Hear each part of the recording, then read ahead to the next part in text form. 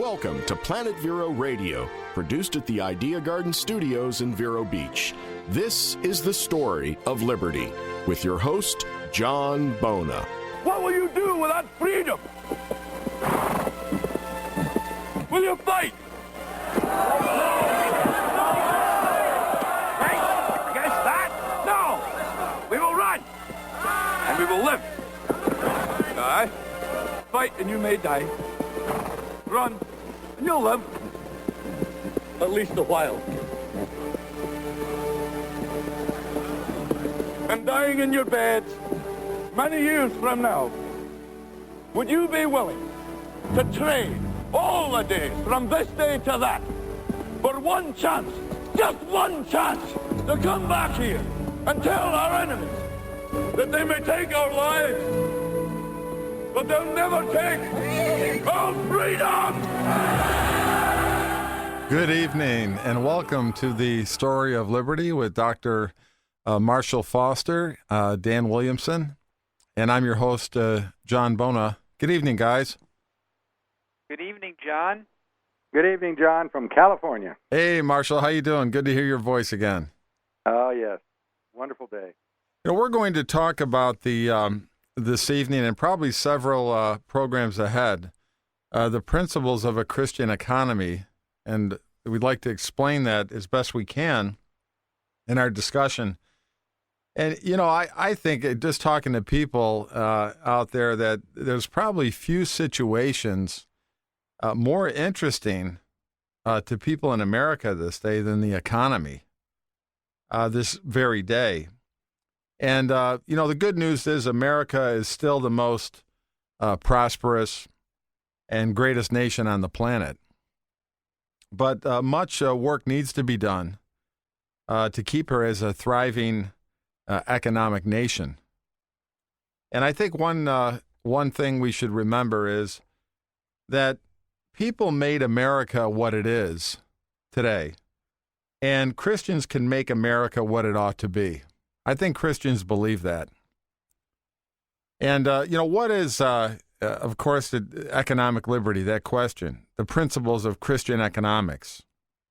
You know, since economics in general is like the science that deals with production, distribution, consumption of goods and services in our economy, a Christian economy is, I would say, the discipline that studies the application of those things, of distribution, consumption of goods and services.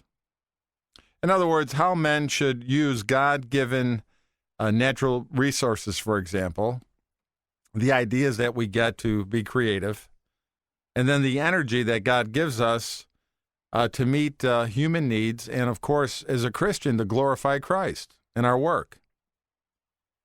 And, you know, what I've learned, Marshall, is that really a Christian economy will really flow from the heart of man. And the heart of man, and I think part of what we'll talk about tonight is how important that is. Because as we know, in fact, we're doing a film with Dr. Foster and Kurt Cameron called Monumental that will be released in February of 2012. And this film, a good part of this message has to do with Christianity producing internal liberty in man, which really is a foundation for a Christian economy as well. And, of course, this internal change in the heart that Christ could only bring, he's the only one that could bring that, it produces Christian character and what we call self-government. And those things produce wonderful things. In other words, when you have those Christian characters, you don't steal. You know, billions of dollars are lost every year by American business to theft by their employees. Those are just facts. And, you know, also this Christian character will produce a strong work ethic. And people will want to be productive. They'll want to see the economy grow.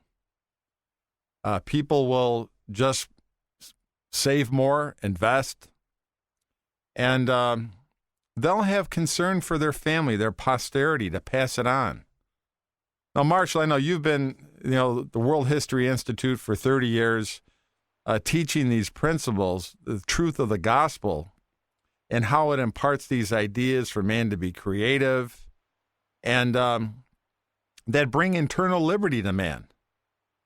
And you've been going around the country and really the world introducing this concept of Christianity, a Christian economy, and how that manifests itself even to externally to political freedom. And Marshall, again, thank you for joining us. I know you're very busy out there making and editing that film right now. And how you doing? No problem. Doing great, John. It's great to take time out and do this because it's so important for our nation. And, the hundreds of thousands who will be listening in with us, they can be learning along with us in this very important topic. I can't think of a topic more important right now to the families of America than how are they going to be prosperous in the future in light of the fact that we as a nation have got ourselves into $120 or $130 trillion in unfunded liabilities that we can never pay back. We seem like we're at a standstill, if not going completely backwards. And what hope is there? And that's what I think that our program is dedicated to, is to really show the story of liberty, and in this case, the story of liberty economically.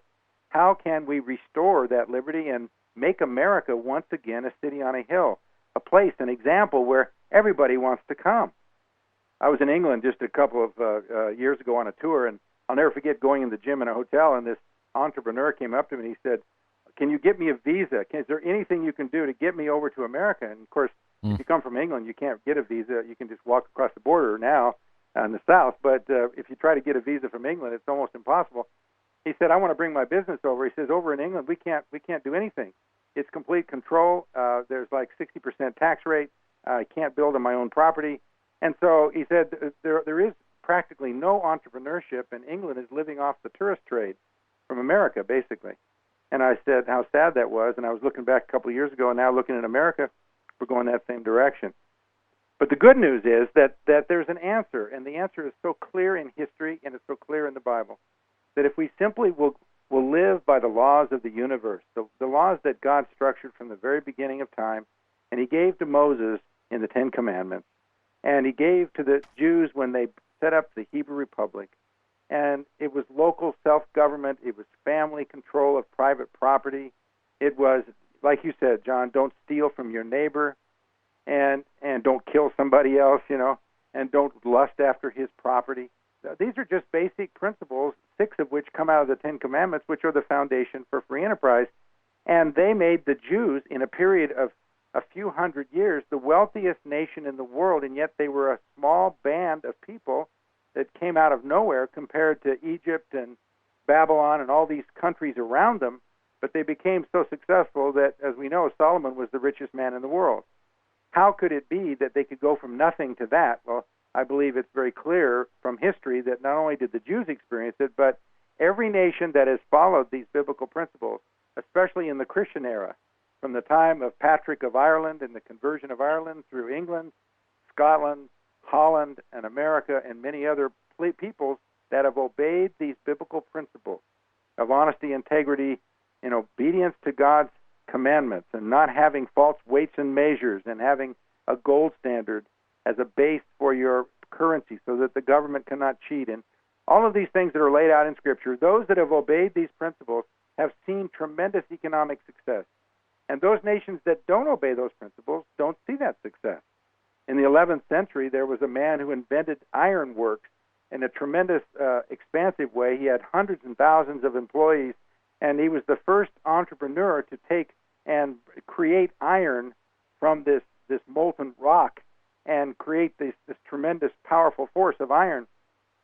The problem is that the emperor heard of this about a year later, and he came in with his armies and killed the man, took his business, and, of course, destroyed it because it became government-owned. That's an example of what happens in terms of businesses throughout the world when you don't have a biblically based foundation and you don't have a biblically based government. It's very hard to set up a McDonald's on a corner when Genghis Khan could come by the next morning, kill all your employees, take all the money out of your cash drawer, and shut down your business. And that's what happens when you don't have Christianity as a foundation for civilization.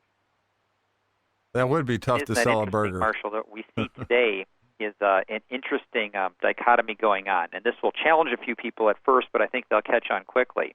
We talk about tax cuts, but tax cuts simply mean a tax burden deferred, because we haven't dealt with the core principle, and that is government should be small. As long as government is large and has a massive budget, we can cut taxes all day long, and all we're really doing is deferring the liability to future generations. That's an unbiblical approach. We should have small government, strong families. When the Federal Reserve prints money, all they do is create inflation, or more importantly, create debt notes that are obligations to pay for future generations. So every time we raise the debt ceiling, we place burdens on families generationally into the future that they may never be able to pay back. And so when people talk about a tax cut, if there aren't the accompanying cuts in government, meaning the principle that government is small and in essence family is large, and this take us back to there's two kinds of businesses being built. Businesses where it's all about me, how do I make my million and exit my business to go golfing, or how do I build my business and then I expand my business to bring the family members in as they come along, children, grandchildren, etc., and then I bless other people because I need other workers to work in my business, and it expands and expands. Not what's my exit strategy, it's how is my building strategy. And that's that whole Christian work ethic that I work 6, rest 1, which we're commanded because we would work 7 if we were allowed to, because all our work is to glorify God, to bless the future generations that they might glorify God, and yet we have a whole culture that's focused on growing the government bigger and bigger to take care of us, rather than go at the core level, which is the family, build strong biblical economics, like you were saying, productivity, lots of children, limited debt, have the home be the center of that economic strength instead of the government. So even that debate of cutting taxes, I mean, we all love cutting taxes, but if cutting taxes is just deferring the payment, then we've just cursed the future generations. And God says, when the wicked rule, the people mourn. When the righteous rule, the people will rejoice. So Christians have to take a hard look at how we see things. Tax cuts that are just good for me today are not really a tax cut. That is just a deferred curse on future generations. And so we have to think in terms of biblical government, which is small, centralized government, strong family units, where they are building productivity and a work ethic on an everyday basis, expanding their businesses, not looking for exit strategies to get out, but rather to expand those businesses, not only to bless all their children and their future generations, but neighbors and friends that need jobs and work. And, of course, I work in a company that thinks that way, and I really I'm excited to be there because I think that's the right worldview. I think that's the way to look at it, Dan. It's very interesting the way you put that, you know, and on the other side of that, every time there's a tax increase, whatever it is, a little more freedom, a little more liberty, another small portion of everyone's life that has to pay that tax has been taken away by the government. Absolutely. You know, and in addition, and it's not just America, I mean, governments all over the world are notorious for waste and inefficiency. And, you know, even if a government promises to give $100 in benefits for the $100 in increased taxes, we all know that a good share of that $100, maybe $50 or $60 of it, it's going to pay some numerous government overhead, employees who don't have to compete in the free market or whatever, buildings, that government overhead. So the society in general never gets back that same amount of value that it would have had it been free, had the liberty to spend that $100 for themselves. And boy, I have just become a real believer in lower taxes. I think most of Americans have. I don't know anybody who wants higher taxes. I mean, the thing that's so obvious to me, too, is that as a business person, I see it. When taxes are lowered, it encourages business to invest and grow. It's just a natural outcome of it. It provides more jobs, lower prices, basically, which are beneficial for the consumer, right? And that causes the economy to grow. And then businesses and individual workers earn higher incomes. It's this whole train of events that follows.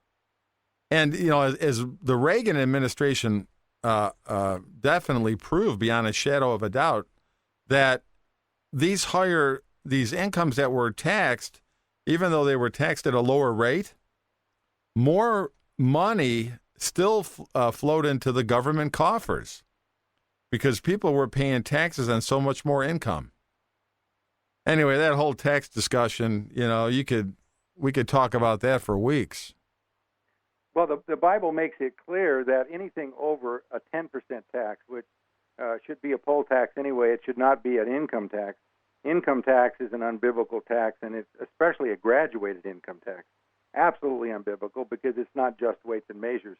You can't charge one person a higher rate and another person a lower weight and say you're just. You're not just. You are becoming the god of the society, determining who will pay what, which means you have a king.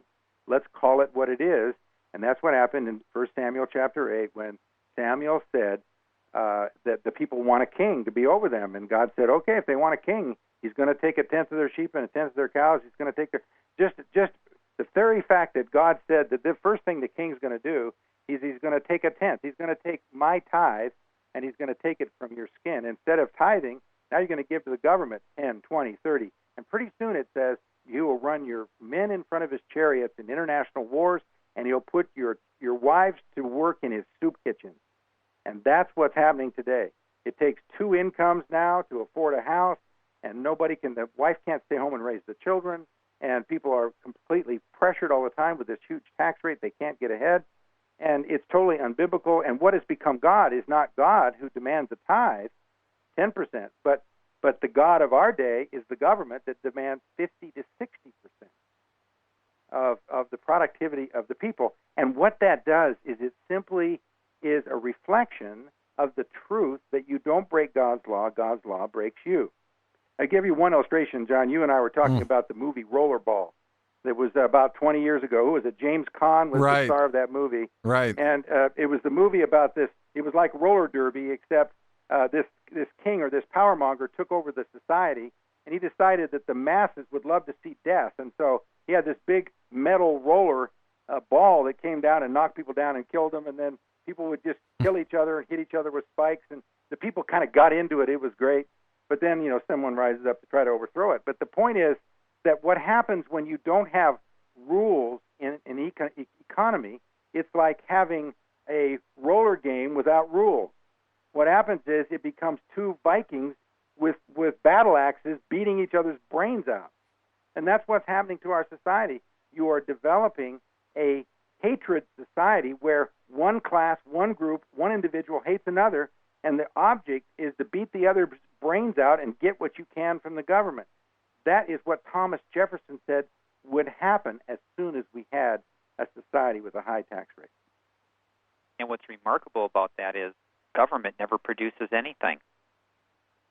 Think about it. I had a person ask me that the other day, asked me a question, and I finally came back with this rhetorical question to him. I said, okay, I want you to invest in a senator. And short of bribery, you would never do it because there's no return. I said, invest in a tank. You would never invest in a tank. Do you know what it would cost to maintain a tank? There's no return on that.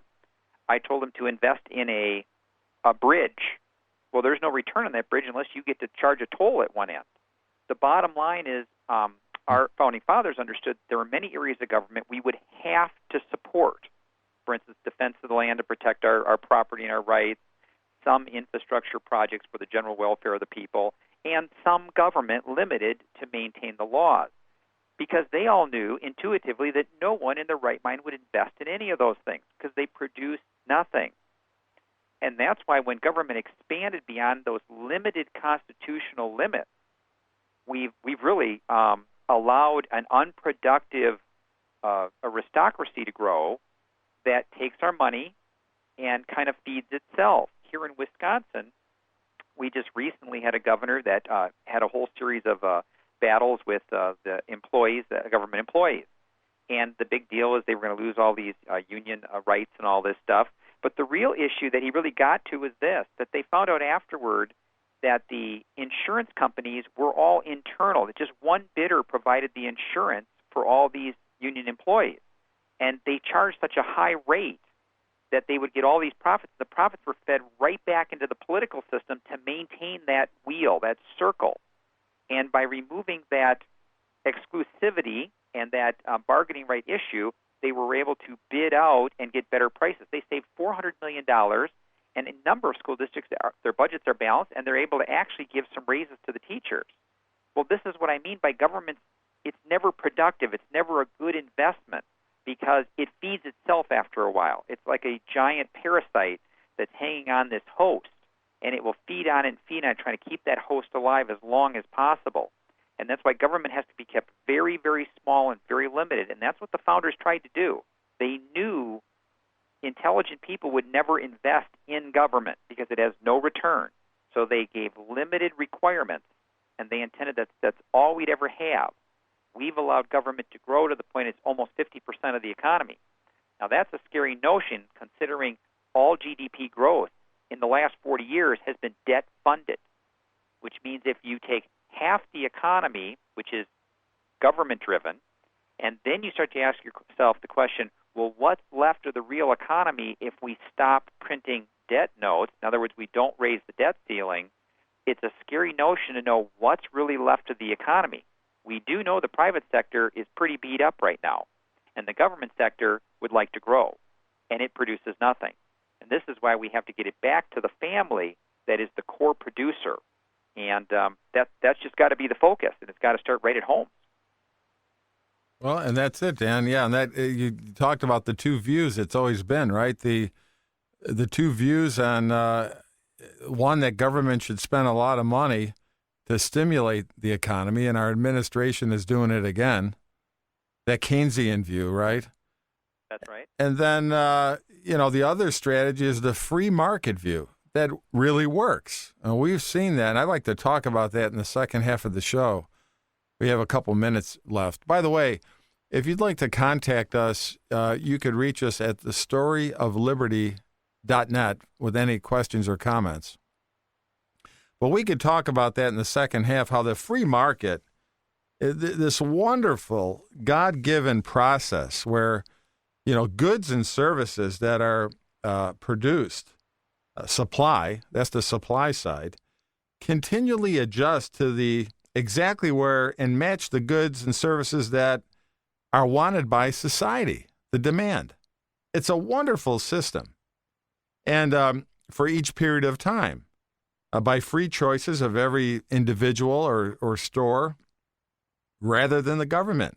Look, no government agency was needed to tell the delivery trucks how much product to deliver, yet it all gets done without a loaf of bread molding or a carton of milk souring. And see, so what I wanted to clarify is that capitalism is basically a good system. Now, greed is not good. Greed is the root of all evil. But the Bible teaches, as you said, Marshall, that the proper role of government is to punish those who do evil and praise those who do well. So we'll be back in a few minutes, folks, with the story of liberty and our discussion on the economy of America.